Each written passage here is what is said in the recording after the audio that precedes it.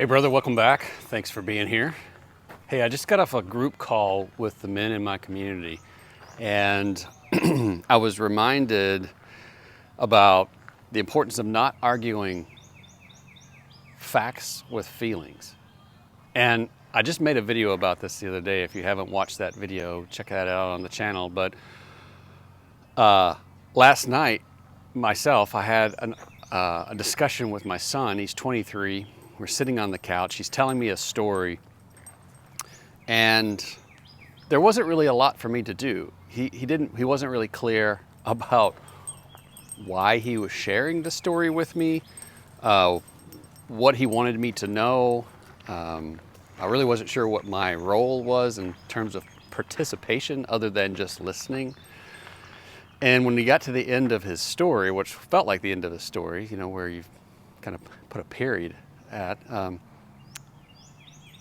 it still wasn't clear as to what I was supposed to do. So I just listened and I nodded, and he was looking at me and I looked at him, and I was like, I could tell that he wanted something from me, that there was something else going on.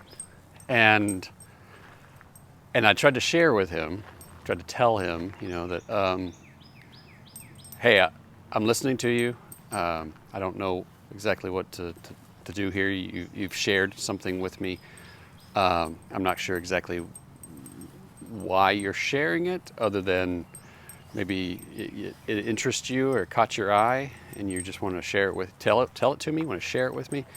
But I didn't see a place where I could participate, and honestly, it felt like if I was going to participate, I was going to need to ask a bunch of questions, which kind of put the onus on me to come up with curiosity, come up with questions when, you know, I didn't feel like it. You know, I was at the end of a long day, long week, just kind of resting in my own space. And then he started telling me something, you know, and then it's not really our job to entertain somebody else. And so there just came this moment where I was just trying to be honest with him about where I was and the experience that I was having.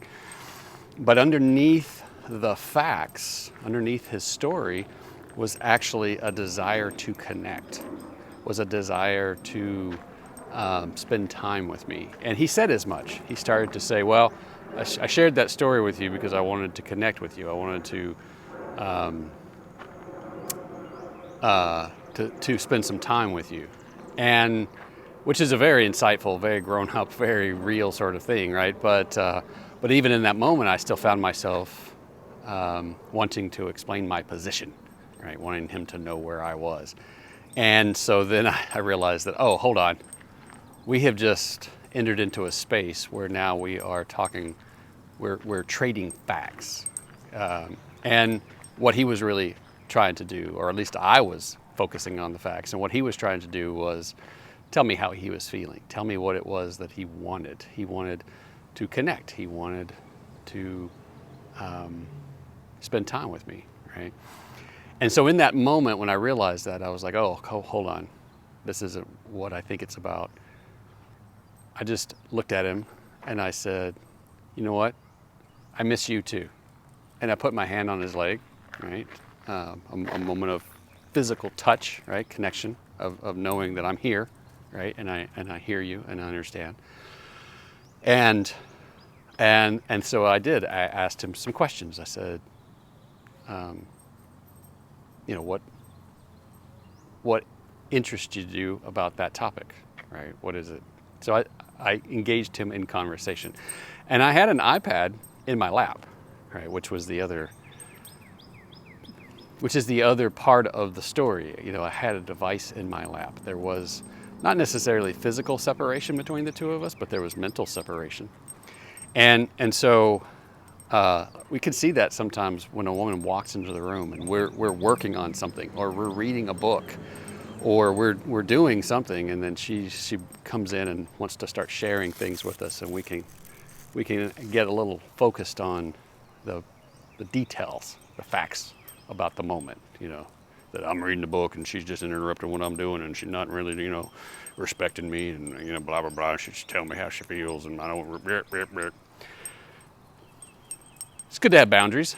It's good to respect ourselves. It's good to train other people how to treat us. It's also good to recognize that there's facts versus feelings. And so it's also good to recognize that she's never not going to feel something. She's never not going to have an emotion. She's always going to feel happy or sad, angry or scared. She's always going to feel something. She's always going to want to feel something. And this is because this is her nature. This is her superpower. This is how she makes her way through the world. And our superpower is that we can compartmentalize, that we push aside, that we push down, that we compartmentalize our feelings so that we can get things done. This is oftentimes why we feel one or two things at a time. Right? I'm feeling hungry. I'm feeling happy. I'm feeling horny. I'm feeling sleepy. Like we're one of the 7 dwarfs. Right? We feel one thing at a time, and we tend to compartmentalize our feelings so that we can get things done because we're taught and that we know that that's what we do. That's how we approach the world. We get things done. We do hard things. And so a lot of times we will disown or dismiss or disregard our own feelings. We don't take the time to deal with them, and we don't take the time to acknowledge them. And that's important too. We need to start doing that for ourselves. So, as you go into this weekend, remember, don't argue feelings with facts. Just listen. Just be curious. Just recognize that she's trying to share something with you, that she's trying to connect with you. She's trying to relate.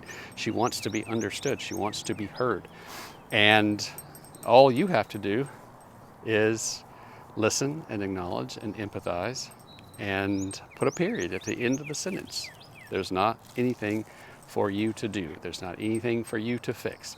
There's nothing that you need to tell yourself about yourself in relation to her feelings. They're just her feelings.